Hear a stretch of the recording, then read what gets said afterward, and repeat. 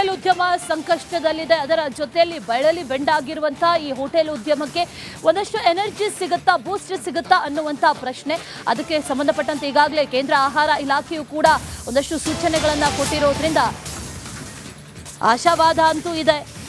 ಕೇಂದ್ರದ ನಿರ್ದೇಶನದ ಬೆನ್ನಲ್ಲೇ ಆಶಾಭಾವ ಗರಿಗೆದರಿದೆ. ಕಮರ್ಷಿಯಲ್ ಸಿಲಿಂಡರ್ ಬರ ನೀಗುವಂತಹ ಭರವಸೆ ಈಗಾಗಲೇ ಕೇಂದ್ರ ಆಹಾರ ಇಲಾಖೆ ನೀಡಿದೆ. ಆ ನಿರ್ದೇಶನದಿಂದ ಹೊಸ ಹುರುಪು ಬಂದಿದೆ. 20% ಸಿಲಿಂಡರ್ ಲಭಿಸುವಂತಹ ನಿರೀಕ್ಷೆ ಇದೆ. ಬಹುತೇಕ ಹೋಟೆಲ್ಗಳಿಗೆ ಇವತ್ತು ಗ್ಯಾಸ್ ಲಭ್ಯವಾಗುವ ಸಾಧ್ಯತೆ ಇದೆ. ಕೇಂದ್ರ ಸರ್ಕಾರದಿಂದ ರಾಜ್ಯದ ಎಲ್ಲ ಏಜೆನ್ಸಿಗಳಿಗೂ ಕೂಡ ಈಗ ಮಾಹಿತಿಯನ್ನ ನೀಡಲಾಗಿದೆ. ರಾಜ್ಯದಲ್ಲಿ ಉಂಟಾಗಿರುವಂತಹ ಈ ಅಡುಗೆ ಅನಿಲ ಸಿಲಿಂಡರ್ ಕೊರತೆಗೆ ಸಂಬಂಧಪಟ್ಟಂತೆ ಇವತ್ತು ರಾಜ್ಯದಲ್ಲೂ ಕೂಡ ಒಂದು ಮೀಟಿಂಗ್ ಇದೆ. ಈ ಅನಿಲ ಕಂಪನಿಗಳ ಜೊತೆ ಸಭೆಯನ್ನು ಕೂಡ ನಡೆಸಲಾಗುತ್ತೆ. ಹಾಗಾಗಿ ಒಂದು ರೀತಿಯಲ್ಲಿ ಪಾಸಿಟಿವಿಟಿ ಕಾಣಿಸ್ತಾ ಇದೆ. ಇವತ್ತು ಬಹುತೇಕ ಹೋಟೆಲ್ಗಳಿಗೆ ಗ್ಯಾಸ್ ಲಭ್ಯವಾಗುವಂತ ಸಾಧ್ಯತೆ ಇದೆ ಅಂತ ಹೇಳಲಾಗ್ತಿದೆ. ಬೆಂಗಳೂರು ಹೋಟೆಲ್ ಸಂಘದ ಅಧ್ಯಕ್ಷರಾದ ಪಿ ಸಿ ರಾವ್ ಇದ್ದಾರೆ, ಅವ್ರನ್ನ ಮಾತಾಡ್ತೀನಿ. ಸರ್, ಈಗ ಹೋಟೆಲ್ಗಳು ಕೆಲವೊಂದು ಬಂದಾಗಿಬಿಟ್ಟಿದ್ದಾವೆ, ಸಿಬ್ಬಂದಿಗಳು ಸಿಗ್ತಿಲ್ಲ, ಎಲೆಕ್ಷನ್ ಇದೆ, ಬೇರೆ ರಾಜ್ಯಗಳಲ್ಲಿ ಹೋಗ್ತಿದ್ದಾರೆ ಅಂತ ಹೇಳಲಾಗ್ತಿದೆ. ನಿಜ ಸರ್?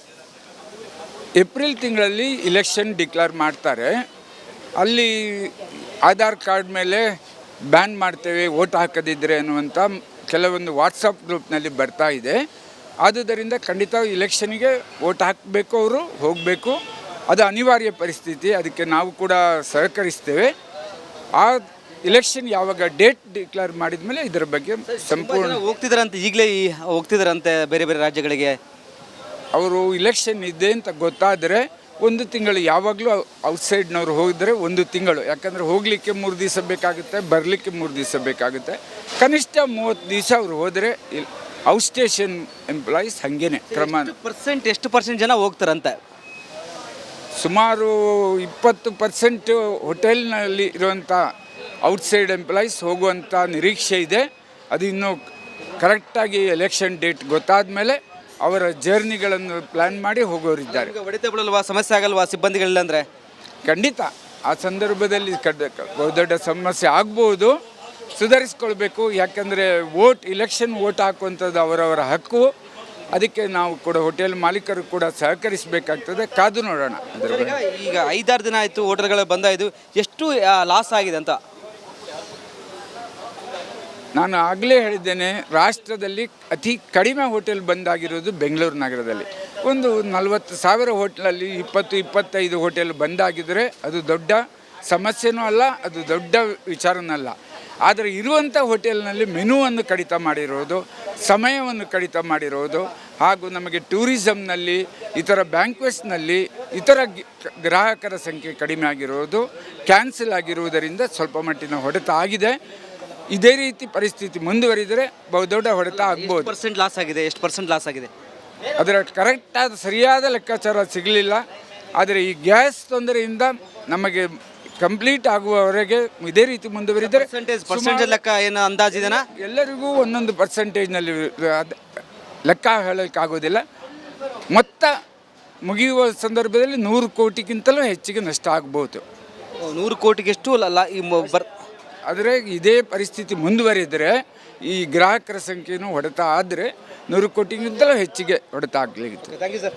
ಎಸ್, ಇದಿಷ್ಟು ಬೆಂಗಳೂರು ಹೋಟೆಲ್ ಸಂಘದ ಅಧ್ಯಕ್ಷರಾದ ಪಿ ಸಿ ರಾವ್ ಅವರ ಮಾತಾಗಿತ್ತು. ಕ್ಯಾಮ್ರಾ ಪರ್ಸನ್ ಶಿವ ಜೊತೆ ವೀರೇಶ್, ರಿಪಬ್ಲಿಕ್ ಕನ್ನಡ, ಬೆಂಗಳೂರು. ಹೋಟೆಲ್ ಉದ್ಯಮ ಸಂಕಷ್ಟದಲ್ಲಿದೆ. ಅದರ ಜೊತೆಯಲ್ಲಿ ಬಳಲಿ ಬೆಂಡಾಗಿರುವಂತಹ ಈ ಹೋಟೆಲ್ ಉದ್ಯಮಕ್ಕೆ ಒಂದಷ್ಟು ಎನರ್ಜಿ ಸಿಗುತ್ತಾ, ಬೂಸ್ಟ್ ಸಿಗುತ್ತಾ ಅನ್ನುವಂಥ ಪ್ರಶ್ನೆ. ಅದಕ್ಕೆ ಸಂಬಂಧಪಟ್ಟಂತೆ ಈಗಾಗಲೇ ಕೇಂದ್ರ ಆಹಾರ ಇಲಾಖೆಯು ಕೂಡ ಒಂದಷ್ಟು ಸೂಚನೆಗಳನ್ನು ಕೊಟ್ಟಿರೋದ್ರಿಂದ ಆಶಾವಾದ ಅಂತೂ ಇದೆ.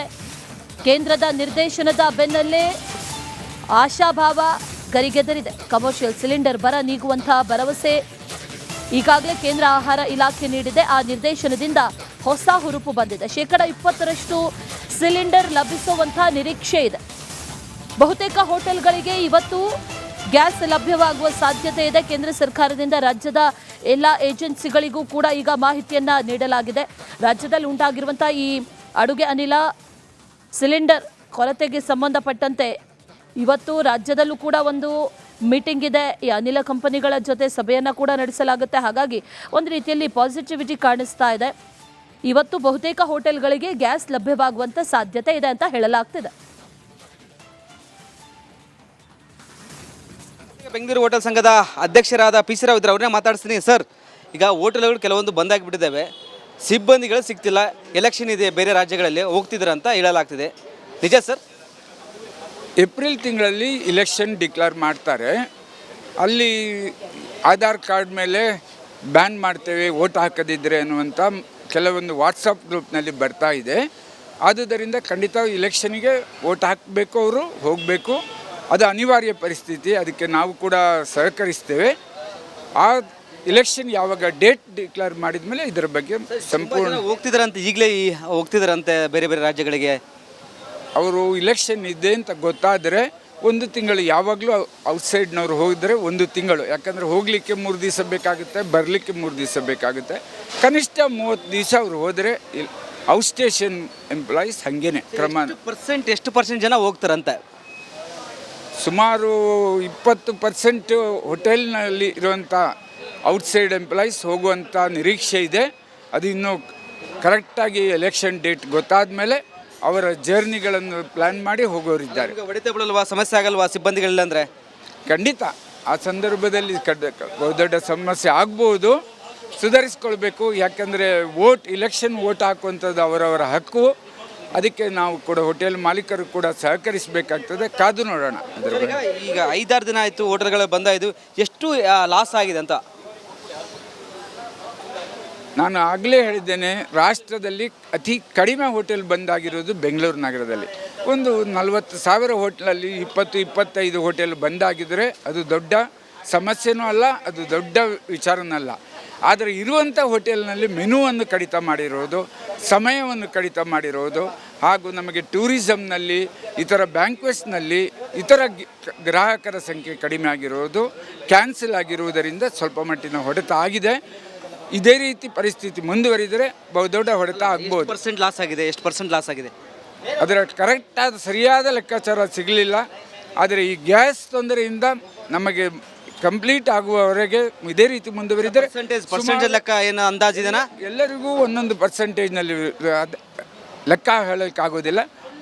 ಮೊತ್ತ ಮುಗಿಯುವ ಸಂದರ್ಭದಲ್ಲಿ 100 ಕೋಟಿಗಿಂತಲೂ ಹೆಚ್ಚಿಗೆ ನಷ್ಟ ಆಗ್ಬೋದು.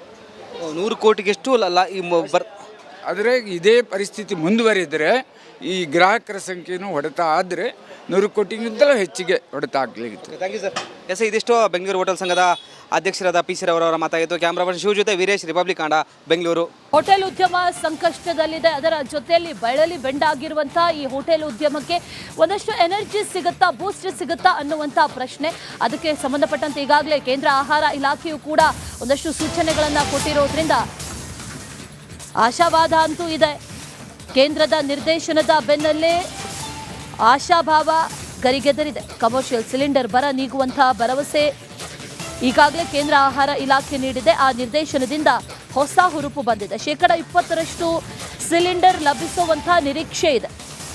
ಬಹುತೇಕ ಹೋಟೆಲ್ಗಳಿಗೆ ಇವತ್ತು ಗ್ಯಾಸ್ ಲಭ್ಯವಾಗುವ ಸಾಧ್ಯತೆ ಇದೆ. ಕೇಂದ್ರ ಸರ್ಕಾರದಿಂದ ರಾಜ್ಯದ ಎಲ್ಲ ಏಜೆನ್ಸಿಗಳಿಗೂ ಕೂಡ ಈಗ ಮಾಹಿತಿಯನ್ನು ನೀಡಲಾಗಿದೆ. ರಾಜ್ಯದಲ್ಲಿ ಉಂಟಾಗಿರುವಂಥ ಈ ಅಡುಗೆ ಅನಿಲ ಸಿಲಿಂಡರ್ ಕೊರತೆಗೆ ಸಂಬಂಧಪಟ್ಟಂತೆ ಇವತ್ತು ರಾಜ್ಯದಲ್ಲೂ ಕೂಡ ಒಂದು ಮೀಟಿಂಗ್ ಇದೆ. ಈ ಅನಿಲ ಕಂಪನಿಗಳ ಜೊತೆ ಸಭೆಯನ್ನು ಕೂಡ ನಡೆಸಲಾಗುತ್ತೆ. ಹಾಗಾಗಿ ಒಂದು ರೀತಿಯಲ್ಲಿ ಪಾಸಿಟಿವಿಟಿ ಕಾಣಿಸ್ತಾ ಇದೆ. ಇವತ್ತು ಬಹುತೇಕ ಹೋಟೆಲ್ಗಳಿಗೆ ಗ್ಯಾಸ್ ಲಭ್ಯವಾಗುವಂಥ ಸಾಧ್ಯತೆ ಇದೆ ಅಂತ ಹೇಳಲಾಗ್ತಿದೆ. ಬೆಂಗಳೂರು ಹೋಟೆಲ್ ಸಂಘದ ಅಧ್ಯಕ್ಷರಾದ ಪಿ ಸಿ ರಾವ್ ಇದ್ರು ಅವ್ರನ್ನೇ ಮಾತಾಡ್ತೀನಿ. ಸರ್, ಈಗ ಹೋಟೆಲ್ಗಳು ಕೆಲವೊಂದು ಬಂದಾಗಿಬಿಟ್ಟಿದ್ದಾವೆ, ಸಿಬ್ಬಂದಿಗಳು ಸಿಗ್ತಿಲ್ಲ, ಎಲೆಕ್ಷನ್ ಇದೆ ಬೇರೆ ರಾಜ್ಯಗಳಲ್ಲಿ, ಹೋಗ್ತಿದ್ದಾರೆ ಅಂತ ಹೇಳಲಾಗ್ತಿದೆ. ನಿಜ ಸರ್? ಏಪ್ರಿಲ್ ತಿಂಗಳಲ್ಲಿ ಇಲೆಕ್ಷನ್ ಡಿಕ್ಲೇರ್ ಮಾಡ್ತಾರೆ. ಅಲ್ಲಿ ಆಧಾರ್ ಕಾರ್ಡ್ ಮೇಲೆ ಬ್ಯಾನ್ ಮಾಡ್ತೇವೆ ವೋಟ್ ಹಾಕದಿದ್ದರೆ ಅನ್ನುವಂಥ ಕೆಲವೊಂದು ವಾಟ್ಸಪ್ ಗ್ರೂಪ್ನಲ್ಲಿ ಬರ್ತಾ ಇದೆ. ಆದುದರಿಂದ ಖಂಡಿತ ಇಲೆಕ್ಷನಿಗೆ ವೋಟ್ ಹಾಕಬೇಕು, ಅವರು ಹೋಗಬೇಕು, ಅದು ಅನಿವಾರ್ಯ ಪರಿಸ್ಥಿತಿ. ಅದಕ್ಕೆ ನಾವು ಕೂಡ ಸಹಕರಿಸ್ತೇವೆ. ಆ ಇಲೆಕ್ಷನ್ ಯಾವಾಗ ಡೇಟ್ ಡಿಕ್ಲೇರ್ ಮಾಡಿದ ಮೇಲೆ ಇದರ ಬಗ್ಗೆ ಸಂಪೂರ್ಣ ಹೋಗ್ತಿದ್ದಾರಂತೆ, ಈಗಲೇ ಹೋಗ್ತಿದ್ದಾರಂತೆ ಬೇರೆ ಬೇರೆ ರಾಜ್ಯಗಳಿಗೆ. ಅವರು ಇಲೆಕ್ಷನ್ ಇದೆ ಅಂತ ಗೊತ್ತಾದರೆ 1 ತಿಂಗಳು, ಯಾವಾಗಲೂ ಔಟ್ಸೈಡ್ನವ್ರು ಹೋಗಿದ್ರೆ 1 ತಿಂಗಳು, ಯಾಕಂದರೆ ಹೋಗಲಿಕ್ಕೆ 3 ದಿವಸ ಬೇಕಾಗುತ್ತೆ, ಬರಲಿಕ್ಕೆ 3 ದಿವಸ ಬೇಕಾಗುತ್ತೆ. ಕನಿಷ್ಠ 30 ದಿವಸ ಅವರು ಹೋದರೆ ಔಟ್ ಸ್ಟೇಷನ್ ಎಂಪ್ಲಾಯೀಸ್ ಹಾಗೇನೆ ಕ್ರಮ. ಎಷ್ಟು ಪರ್ಸೆಂಟ್ ಜನ ಹೋಗ್ತಾರಂತೆ? ಸುಮಾರು 20% ಹೋಟೆಲ್ನಲ್ಲಿ ಇರುವಂಥ ಔಟ್ಸೈಡ್ ಎಂಪ್ಲಾಯೀಸ್ ಹೋಗುವಂಥ ನಿರೀಕ್ಷೆ ಇದೆ. ಅದು ಇನ್ನೂ ಕರೆಕ್ಟಾಗಿ ಎಲೆಕ್ಷನ್ ಡೇಟ್ ಗೊತ್ತಾದ ಮೇಲೆ ಅವರ ಜರ್ನಿಗಳನ್ನು ಪ್ಲ್ಯಾನ್ ಮಾಡಿ ಹೋಗೋರಿದ್ದಾರೆ. ಈಗ ಹೊಡೆತ ಬೀಳಲ್ವಾ, ಸಮಸ್ಯೆ ಆಗಲ್ವಾ ಸಿಬ್ಬಂದಿಗಳಿಲ್ಲ ಅಂದರೆ? ಖಂಡಿತ ಆ ಸಂದರ್ಭದಲ್ಲಿ ದೊಡ್ಡ ಸಮಸ್ಯೆ ಆಗ್ಬೋದು, ಸುಧಾರಿಸ್ಕೊಳ್ಬೇಕು. ಯಾಕಂದರೆ ಇಲೆಕ್ಷನ್ ವೋಟ್ ಹಾಕುವಂಥದ್ದು ಅವರವರ ಹಕ್ಕು. ಅದಕ್ಕೆ ನಾವು ಕೂಡ ಹೋಟೆಲ್ ಮಾಲೀಕರು ಕೂಡ ಸಹಕರಿಸಬೇಕಾಗ್ತದೆ. ಕಾದು ನೋಡೋಣ. ಈಗ 5-6 ದಿನ ಆಯಿತು ಹೋಟೆಲ್ಗಳು ಬಂದಾಯಿತು, ಎಷ್ಟು ಲಾಸ್ ಆಗಿದೆ ಅಂತ? ನಾನು ಆಗಲೇ ಹೇಳಿದ್ದೇನೆ, ರಾಷ್ಟ್ರದಲ್ಲಿ ಅತಿ ಕಡಿಮೆ ಹೋಟೆಲ್ ಬಂದಾಗಿರೋದು ಬೆಂಗಳೂರು ನಗರದಲ್ಲಿ. ಒಂದು 40,000 ಹೋಟ್ಲಲ್ಲಿ 20-25 ಹೋಟೆಲ್ ಬಂದಾಗಿದ್ದರೆ ಅದು ದೊಡ್ಡ ಸಮಸ್ಯೆನೂ ಅಲ್ಲ, ಅದು ದೊಡ್ಡ ವಿಚಾರನಲ್ಲ. ಆದರೆ ಇರುವಂಥ ಹೋಟೆಲ್ನಲ್ಲಿ ಮೆನುವನ್ನು ಕಡಿತ ಮಾಡಿರೋದು, ಸಮಯವನ್ನು ಕಡಿತ ಮಾಡಿರೋದು, ಹಾಗೂ ನಮಗೆ ಟೂರಿಸಮ್ನಲ್ಲಿ, ಇತರ ಬ್ಯಾಂಕ್ವೆಟ್ಸ್ನಲ್ಲಿ ಇತರ ಗ್ರಾಹಕರ ಸಂಖ್ಯೆ ಕಡಿಮೆ ಆಗಿರೋದು, ಕ್ಯಾನ್ಸಲ್ ಆಗಿರುವುದರಿಂದ ಸ್ವಲ್ಪ ಮಟ್ಟಿನ ಹೊಡೆತ ಆಗಿದೆ. ಇದೇ ರೀತಿ ಪರಿಸ್ಥಿತಿ ಮುಂದುವರಿದರೆ ಬಹುದೊಡ್ಡ ಹೊಡೆತ ಆಗ್ಬೋದು. % ಲಾಸ್ ಆಗಿದೆ? ಎಷ್ಟು % ಲಾಸ್ ಆಗಿದೆ? ಅದರ ಕರೆಕ್ಟಾದ ಸರಿಯಾದ ಲೆಕ್ಕಾಚಾರ ಸಿಗಲಿಲ್ಲ.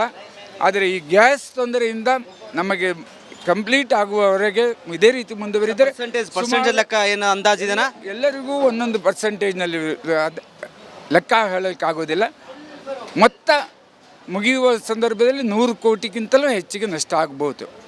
100 ಕೋಟಿಗೆ ಎಷ್ಟು ಆದರೆ ಇದೇ ಪರಿಸ್ಥಿತಿ ಮುಂದುವರಿದರೆ ಈ ಗ್ರಾಹಕರ ಸಂಖ್ಯೆಯೂ ಹೊಡೆತ ಆದರೆ 100 ಕೋಟಿಗಿಂತಲೂ ಹೆಚ್ಚಿಗೆ ಹೊಡೆತ ಆಗಲಿಕ್ಕೆ. Thank you sir. ಎಸ್, ಇದಿಷ್ಟು ಬೆಂಗಳೂರು ಹೋಟೆಲ್ ಸಂಘದ ಅಧ್ಯಕ್ಷರಾದ ಪಿ ಸಿ ರವರವರ ಮಾತಾಗಿತ್ತು. ಕ್ಯಾಮ್ರಾ ಪರ್ಸನ್ ಶಿವ ಜೊತೆ ವೀರೇಶ್, ರಿಪಬ್ಲಿಕ್ ಕನ್ನಡ.